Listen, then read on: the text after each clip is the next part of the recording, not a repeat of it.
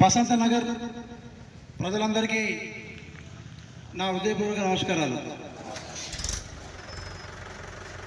బసంత నగర్ ప్రజలారా, ఇప్పుడు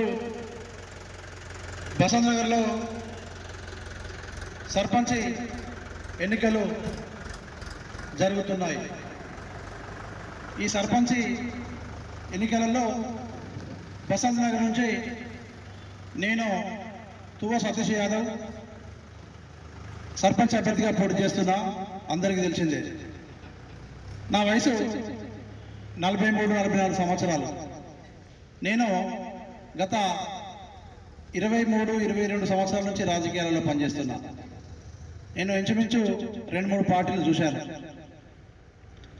బసంత నగర్ అంటే ఎక్కడి నుంచో బతకచ్చి ఇక్కడ బతకడం కోసం వచ్చిన కాబట్టి ఈ సమస్యలు, ఇక్కడ ఏం జరుగుతుంది, ఈ దుమ్ముకు ధూళికి, ఈ వ్యవస్థకు, ఇక్కడ నిరుద్యోగం లేదు, ఇవన్నీ విషయంలో ఇవన్నీ నాకు చాలా చాలా బాధ అనిపించి ఈసారి సర్పంచ్గా పోటీ చేయడానికి మేము ముందుకు వచ్చిన.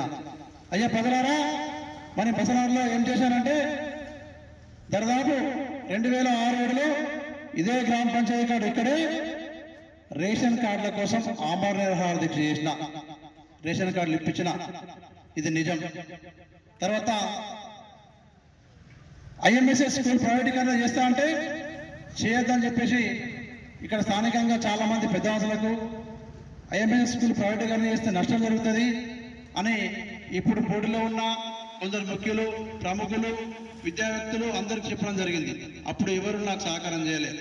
ఈరోజు ఐఎంఎస్ఎస్ స్కూలు గవర్నమెంట్ నుంచి వెళ్ళి తొలగిస్తే, ఏదైతే గవర్నమెంట్ అటెన్షన్లో ఉన్నాయో తొలగిస్తే ఐఎంఎస్ఎస్ స్కూల్లో ఉన్నటువంటి గవర్నమెంట్ టీచర్లు వేయండి.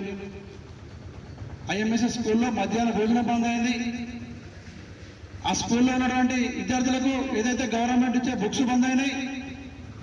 మిడ్ డే మీల్స్, ఇంత గవర్నమెంట్ నుంచి వచ్చే కోడిగుడ్డు ఏదైతే ఉందో అది కూడా బంద్ అయింది. సిబిఎస్ఈ సిలబస్ చెప్తాను చేయలేదు.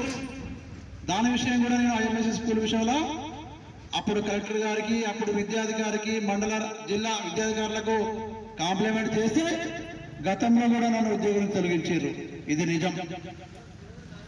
మరియు కంపెనీలో నేను ఓటరు చైతన్యం చేసే భాగంగా మన మద్యాన్ని బానిస కావద్దు, నేను నా ఓటు అమ్ముకోకుండా ఓటు వేస్తానని చైతన్యం చేశాను, మౌన పోరాటం చేశాను. ఇది ప్రజలందరికీ తెలుసు.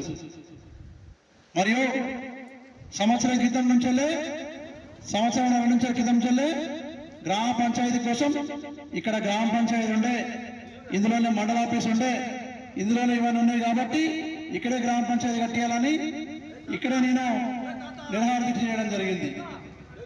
మరియు ఇక్కడే నేను ఇక్కడి నుంచి వెళ్ళే చలో కలెక్టర్ అని నేను సైకిల్ యాత్ర నా గ్రామ పంచాయతీ భవనం నిర్మించాలి, అది ఇక్కడే నిర్మించాలని కలెక్టర్ కాంగ్రెస్ పార్టీలో ఉండి కూడా ఇక్కడ రాజకీయం ఏమో జరుగుతుందని గ్రహించి చెలో కలెక్టర్ ప్రోగ్రాం పెట్టిన దానికి గౌరవ ఎమ్మెల్యే గారు అధికారులకు తెలియపరచడం జరిగింది. గౌరవ కలెక్టర్ గారు కూడా వీరికి అధికారుల మట్టుకొచ్చి ముగ్గు వేయడం జరిగింది. ఇది నిజం. ఇక్కడ ఇప్పుడు ఆరుగురం మేము ముగ్గురు సర్పంచ్గా పోటీ చేస్తూ వస్తున్నాం కదా. మరి మేము ఆరుగురం ఇదే ప్రజా పోరాటంలో గెలిచినా ఓడిపోయినా ప్రజలకు సేవ చేస్తాను ఉండాలని కోరుకుంటున్నా. మరి ముఖ్యంగా ఇప్పుడు నేను కాంగ్రెస్ పార్టీ అంటున్నారు కదా. మరి ఇప్పుడున్న పోటీలో ఉన్న నా అన్నలు, పోటీలో ఉన్న అర్థం చేసుకోవాలి. ఇప్పుడు పోటీలో ఉన్నటువంటి వాళ్ళు కాంగ్రెస్ పార్టీ సభ్యత్వం చేయించాక ఏడవైనా అడుగుతున్నా, కాంగ్రెస్ పార్టీ ఇప్పుడు గుర్తొచ్చిందో అడుగుతున్నా. అంటే అధికారం వస్తే కాంగ్రెస్, ఓడిపోతే ఇంకోటి. అధికారం ఉంటే వేరు, లేకుంటే వేరు. ఇక్కడ మా అభ్యర్థులను గ్రహించండి. అభ్యర్థులం నిన్న మొదటి వరకు ఏ చెట్టు కింద మేలినవయ్యా, ఏ జెండా మోసినవయ్యా అని కూడా ప్రజలు ఆలోచించాలి. వారిని గమనిస్తారు. కాంగ్రెస్ పార్టీలో సభ్యత్వం చేయించే రోజు ఎవరు రాలే. ప్రతిపక్షంలో ఉన్నప్పుడు కష్టానికి సుఖానికి ప్రతిపక్షంలో ఏం జరుగుతుంది, మీటింగ్లో వేయాలి, జెండాలు వేయాలి, పార్టీ ప్రోగ్రాంలు చేయాలి. అధికార పార్టీ ఏమైనా ఆదేశిస్తే పోలీసులు కూర్చోవాలి. మరి ఇవన్నీ జరగంగా ఇవన్నీ చేయంగా కాంగ్రెస్ పార్టీలో ఎవరున్నారయ్యా? ఒకసారి ప్రజలు ఆలోచిస్తారు. ప్రజల మీద నాకు పూర్తి విశ్వాసం ఉన్నది. ప్రజలు తగిన గుణపాఠం చెప్తారు. బసంత్ నగర్ అంటేనే ఎప్పుడేం చేయాలనేది తెలుసు, ఎప్పుడేం చేయాలని తెలుసు. మరి ఈ ప్రాంతానికి సంబంధించి ఒక పెద్ద అధికారి పోషన్ నుంచి వస్తుంది కదా. ఈ బసంత్ నగర్ గ్రామ పంచాయతీ ఇవన్నీ పట్టా చేయించుకోగా ఓ అధికారి గారు, మరి మీకు పవర్ ఏమైంది, మీ అధికారతనం ఏమైంది, మీ కళ్ళు ఎక్కడ పోయినాయా అని అడుగుతున్నా. అయ్యో నేను ఆ రాష్ట్రానికి అది, ఈ రాష్ట్రానికి ఇది, కేంద్ర ప్రభుత్వం తెలుసు, రాష్ట్ర ప్రభుత్వం తెలుసు, బసంత్ నగర్ ప్రభుత్వం ఎందుకు తెలియలేదా నీకు అని అడుగుతున్నా. ఈ బసంత్ నగర్లో ఈ భూమి పట్ట చేయించుకున్నది ఎవరు? నీకు ఎందుకు తెలియలేదు, నువ్వు ఎందుకు మాట్లాడలేదు?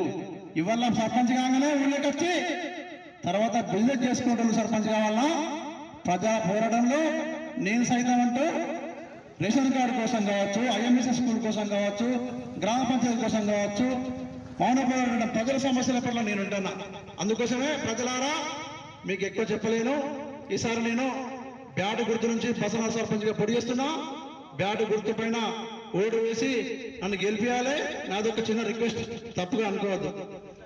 ఇవాళ లక్షలు పెడితే ఆ లక్షలు ఎక్కడి నుంచి తీసుకుంటామో మీరు ఆలోచించాలి. ఇప్పుడున్న పరిస్థితులలో ఓటుకు 1000, 2000, 5000, 3000 ఇస్తామంటే మాకు ఎంత లాభం ఉంటే మేము ఇస్తామో అది కూడా మీరు గ్రహించాలి. మా బ్యాక్గ్రౌండ్ ఏంది, మా పుట్టువరం ఏంది మీకు తెలుసు. మా అందరిది మంచి ఏందో చెడు ఏందో కూడా తెలుసు. ఒక్కసారి ఆలోచన చేసి మీరు ఏదైనా సరిపోనెత్తి అని చూస్తే 5 సంవత్సరాలు మీ జీవితాలను మాకు కట్టజెప్పినట్టు. ఇక్కడ మన పరిస్థితి నాకు తెలుసు. అందుకోసమే దయచేసి ప్రతి ఓటర్కు పేరున ఆలోచించి ఎవరైతే కష్టపడతారో, ఎవరైతే మన గ్రామ పంచాయతీ కాపలా కుక్కలా ఉంటారో వాళ్ళనే గెలిపించుకోవాలి.